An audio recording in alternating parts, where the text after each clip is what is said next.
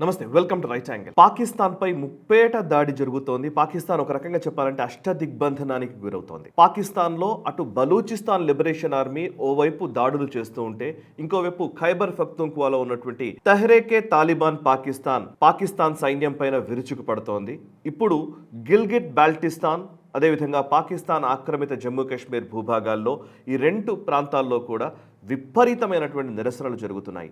ఈ అల్లర్లు ఏ స్థాయికి వచ్చాయంటే పోలీసులు కాల్పులు జరిపే వరకు వెళ్ళిపోయాయి. అక్కడ ఉన్నటువంటి భద్రతా సిబ్బంది కాల్పులు జరిపారు. పాకిస్తాన్ ఆర్మీ లేదా పాకిస్తాన్ పారామిలిటరీ ఫోర్సెస్ చేసినటువంటి కాల్పుల్లో మొత్తంగా 11 మంది మరణించినట్టుగా తెలుస్తోంది. 70 మందికి పైగా గాయాలయ్యాయి. అందులో చాలా వరకు మరణాల సంఖ్య పెరిగే అవకాశం కూడా ఉంది. సో 11 మందిలో సుమారు 4 పోలీసులు చనిపోయారు. పోలీసులు లేదా బలగాలకి భద్రతా సిబ్బంది అని చెప్తాం, ఎందుకంటే ఆర్మీ ఉంటుంది, at the same time local police కూడా ఉంటారు కాబట్టి. సో 4 పోలీస్ ఆఫీసర్స్ అండ్ ఒక వ్యక్తి, సాధారణ వ్యక్తి చనిపోయారు నిరసనకారులు చేసినటువంటి దాడిలో. అండ్ మరొక వైపు నిరసనకారులపైన కాల్పులు జరపడము, లేదా బాష్పవాయు గోళాల ప్రయోగము, లేదా లాఠీ చార్జులు జరపడము, వాళ్ళ దిగ్బంధాన్ని కొనసాగిస్తున్నటువంటి నేపథ్యంలో 6 నిరసనకారులు పోలీసుల కాల్పుల్లో చనిపోయినట్టుగా ఇప్పుడు ఈ వీడియో రికార్డ్ చేసే టైంకి మనకు తెలుస్తున్నటువంటి సమాచారం. ఇంకా ఈ నెంబర్ పెరిగే అవకాశాలు కనబడుతున్నాయి. సుమారు 23 మంది భద్రతా సిబ్బంది గాయాల పాలయ్యారు. 50 మందికి పైగా నిరసనకారులు గాయాల పాలయ్యారు. సో ఈ పర్టికులర్ ఇన్సిడెంట్ ముఖ్యంగా పాకిస్తాన్ ఆక్రమిత జమ్మూ కాశ్మీర్ అండ్ ఇంకోవైపు పాకిస్తాన్ ఆక్రమిత గిల్గిట్ బాల్టిస్తాన్, ఈ రెండు భూభాగాల్లో కూడా ఇప్పుడు ఈ నిరసనలు విపరీతంగా జరుగుతున్నాయి. ఎందుకంటే మనం 2023 నుంచి చూస్తున్నాం. అంతకు ముందు కూడా ఈ నిరసనలు జరుగుతూ వచ్చాయి.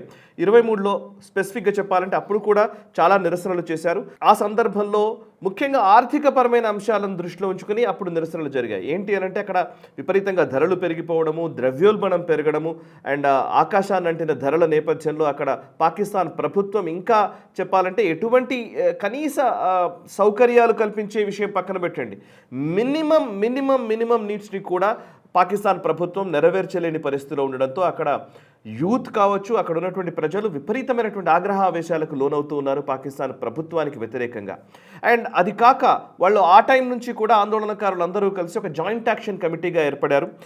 అదేంటంటే జాయింట్ అవామీ యాక్షన్ కమిటీ, JAACగా ఒక రూపం తీసుకుంది.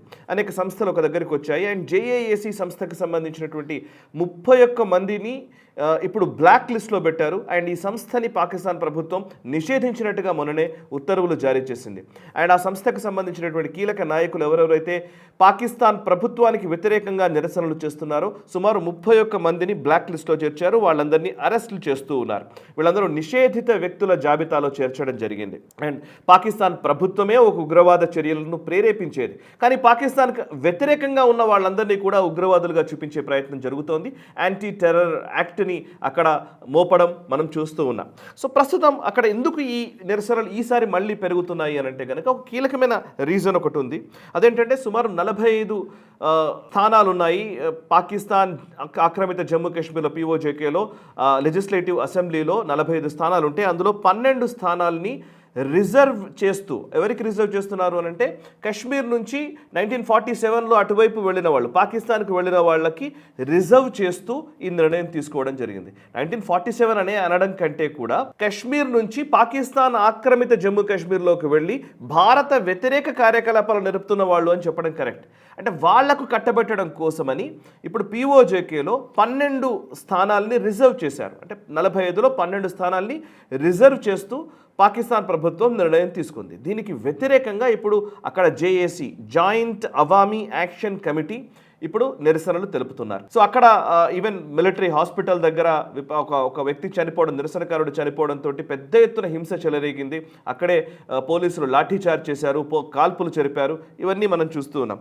అండ్ ఓవరాల్గా చెప్పాలంటే ఇప్పుడు ఎందుకని ఈ నిర్ణయాలు తీసుకుంటున్నారు అని అంటే పాకిస్తాన్ ప్రభుత్వం నిజానికి కేవలం సింధ్ ప్రావిన్స్, పంజాబ్ ప్రావిన్స్ కావచ్చు, సింధ్ రీజియన్ కావచ్చు, ఈ 2 ప్రాంతాల్లోనే ఎక్కువగా వాళ్ళు కొంత కాన్సన్ట్రేట్ చేస్తారు. అందులోనూ పంజాబ్ నాయకులే పాకిస్తాన్ని మొత్తం ఏలుతూ వస్తున్నారు చాలా సంవత్సరాలుగా.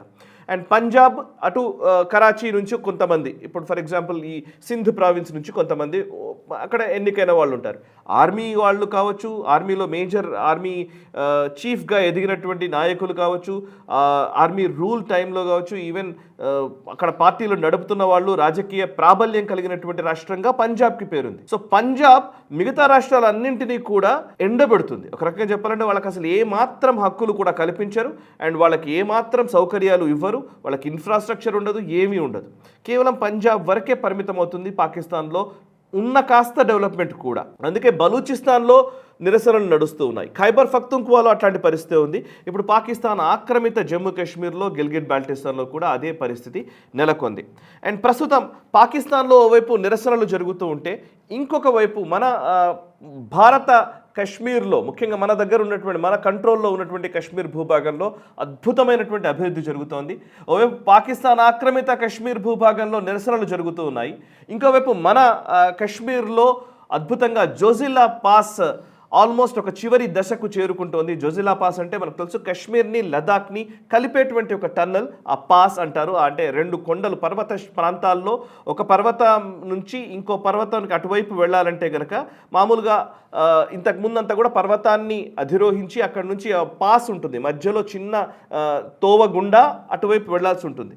సో ఆ జోజిల్లా పాస్ అనేది కశ్మీర్ వ్యాలీని అటు లదాఖ్ని కలిపేటువంటి పాస్. సో అక్కడ ఒక టన్నెల్ నిర్మాణం జరుగుతోంది గత కొంతకాలంగా. ఈ టన్నెల్ నిర్మాణం ఆల్మోస్ట్ లాస్ట్ స్టేజ్కి చేరుకున్నట్టుగా తెలుస్తోంది. ఆల్మోస్ట్ టన్నెల్ తొలిచివేత కార్యక్రమం అంతా పూర్తయింది. ఇప్పుడు రోడ్ నిర్మించాల్సి ఉంది. సో జోజిల్లా పాస్ అనేది చాలా కీలకము, కశ్మీర్ని లదాఖ్ని కలిపేది.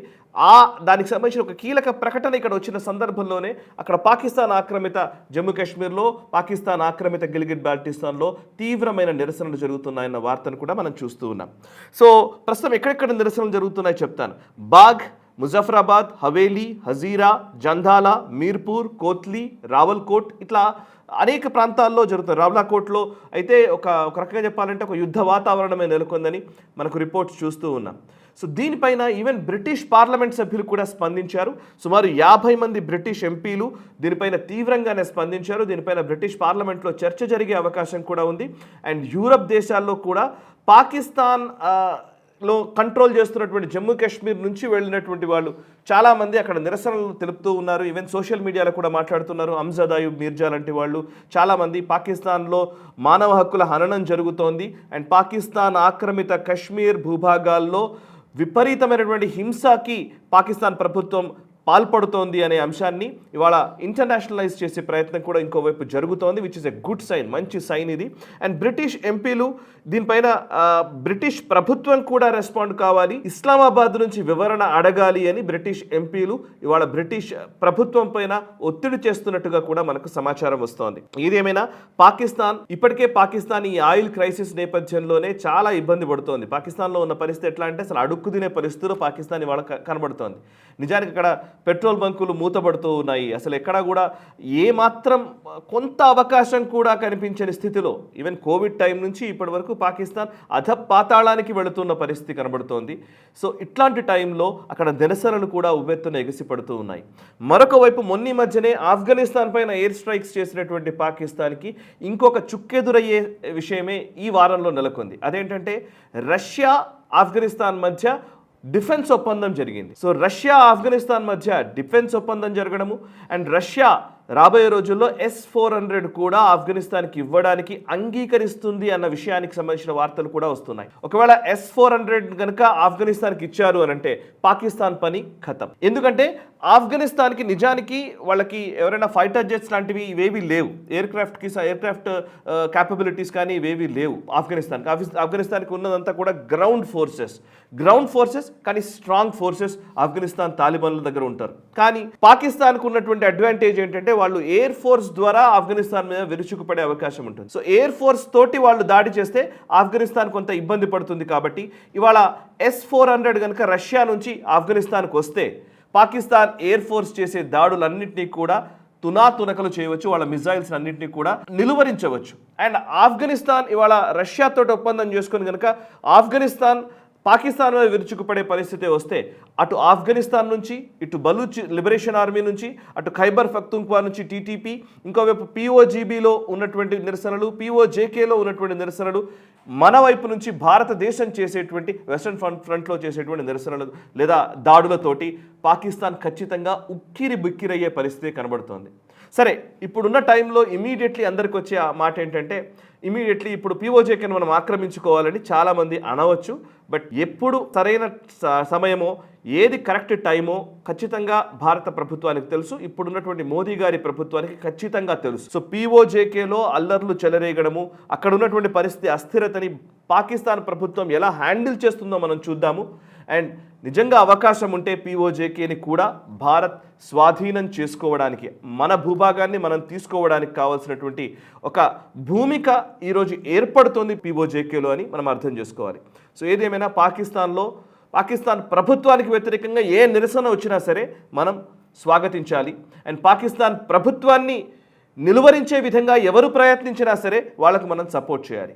సో పీఓజేకేలో జరుగుతున్నటువంటి ఉద్యమానికి, అక్కడ ఉద్యమం చేస్తున్నటువంటి ఉద్యమకారులకి మనం సపోర్ట్ చేద్దాం. అండ్ పాకిస్తాన్ ప్రభుత్వాన్ని ఐసోలేట్ చేసే ప్రయత్నంలో ఈవెన్ బ్రిటిష్ ఎంపీలకు కూడా మనం సపోర్ట్ చేద్దాం. So what ever it may be, ఈ పరిస్థితికి సంబంధించి పీఓజేకేలో పీఓజీబీలో ఉన్నటువంటి పరిస్థితికి సంబంధించి ఇప్పటి వరకు ఉన్నటువంటి సమాచారాన్ని మీతో పంచుకున్నాను.